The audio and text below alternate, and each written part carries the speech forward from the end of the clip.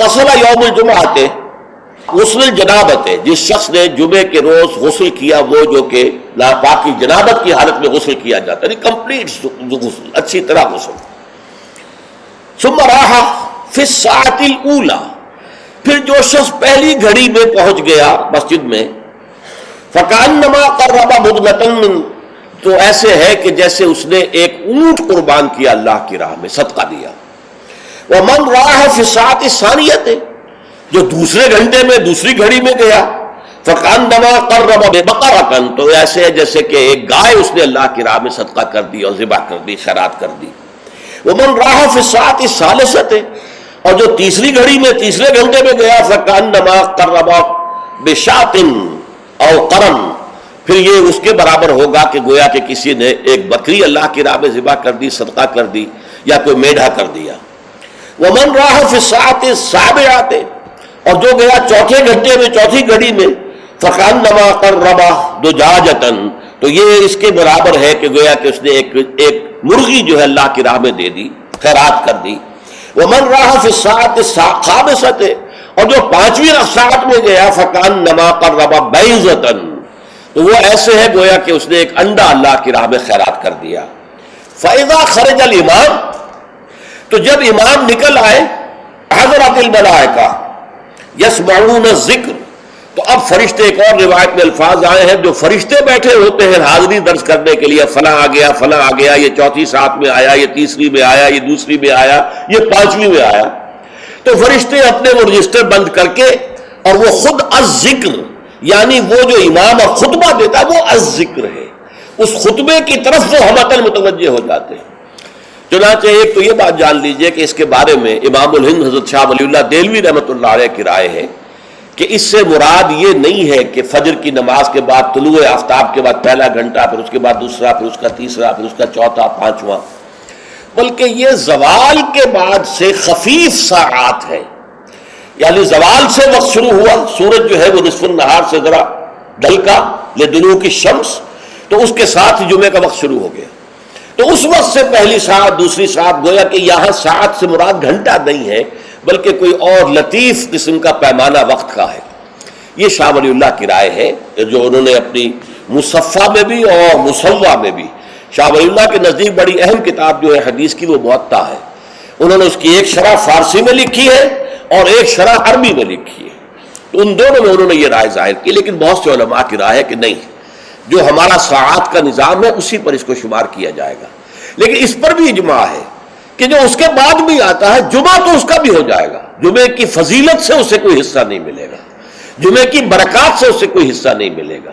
جمعے کا جو خاص مقام اور مرتبہ ہے اس کی حیثیت سے وہ محروم رہے گا. لیکن جہاں تک فرضیت جمعہ ہے، وہ اس فرضیت جمعہ جو ہے وہ اس کی طرف سے ادا ہو جائے گا. لیکن یہ منظر میں نے اپنی آنکھوں سے دیکھا ہے اپنے بچپن میں، اور وہ یہ سرسا ایک جگہ تھی، وہ تحصیل تھی ضلع حصار کی، وہاں میری بسم اللہ ہوئی، پھر وہ نورانی قاعدے سے ہماری تعلیم شروع ہوئی. تو جس مسجد میں یہ سارا کام ہو رہا تھا، بڑے مرکزی مقام پر وہ مسجد تھی. کبھی کبھی اب بھی مجھے خواب میں وہ مسجد آتی ہے، اور اس مسجد میں جمعے کے دن میری اپنی جو مشاہدے کی بات ہے کہ یوں سمجھیے اشراق کے بعد سے لوگوں کی آمد شروع ہو جاتی تھی، اور دیہات سے لوگ آیا کرتے تھے. وہاں ایک خاص قوم تھی، غالباً وہ ارائی تھے، اس رائی علاقے کے ارائیوں کو وہ پچادے کہتے تھے، جیسے کہ راجپوتوں کو رانگڑ کہا جاتا ہے. لیکن یہ کہ وہ لوگ آتے تھے اونٹوں پر سوار ہو کر، آس پاس صحرا کا علاقہ تھا، سفید کپڑے، سفید کرتے، سفید ان کے تہبند اور سفید ان کے صافے، اونٹوں کے اوپر سوار چلے آ رہے چلے آ رہے چلے آ رہے. اس لیے کہ دیہات میں جمعہ نہیں ہوتا، اور اس وقت اس پر سختی کے ساتھ عمل ہوتا تھا کہ اصل میں جمعہ جو ہے وہ شہر میں ہے. تو وہ آتے تھے اور مسجد جو ہے وہ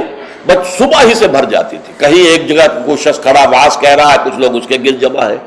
کہیں کوئی شخص بیٹھے ہوئے قرآن خود ہی پڑھ رہا ہے، کوئی نوافل پڑھ رہا ہے. یہ نقشہ میں نے اپنی آنکھ سے دیکھا ہے، بچپن کا یہ نقشہ. اب وہ معاملہ ختم ہو گیا، بالکل ختم ہو گیا. اب تو بھاگ دوڑ کر کے جو ہے وہ لوگ جمعے میں پہنچتے بھی اس وقت ہے جبکہ وہ عربی کا خطبہ شروع ہونے والا ہو، اس لیے کہ عام طور پر تقریروں کے اندر کوئی خاص مواد ہوتا نہیں ہے، یا فرقے واریت کی تبلیغ ہو رہی ہوتی ہے، یا سیاسی مسائل کے اوپر دھواں دار تقریریں ہوتی ہیں. لوگوں کو ان سے دلچسپی نہیں. تو فرض ادا کرنے کے لیے بس وہ جب خطبے کی اذان کا وقت ہوتا ہے تو اس وقت وہ پہنچ جاتے ہیں، نماز ادا ہوئی اور روانہ ہو گئے۔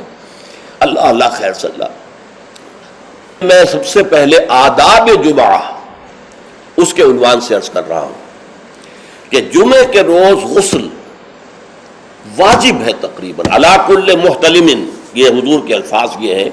غسل الجمعہ کے واجب علی کل محتلم، جو بھی بالغ ہو چکا ہے مرد، عورت پر تو ظاہر بات ہے کہ جمعہ فرض ہے ہی نہیں، جیسا کہ میں عرض کر چکا ہوں، اس کے لیے جمعے کا غسل واجب ہے۔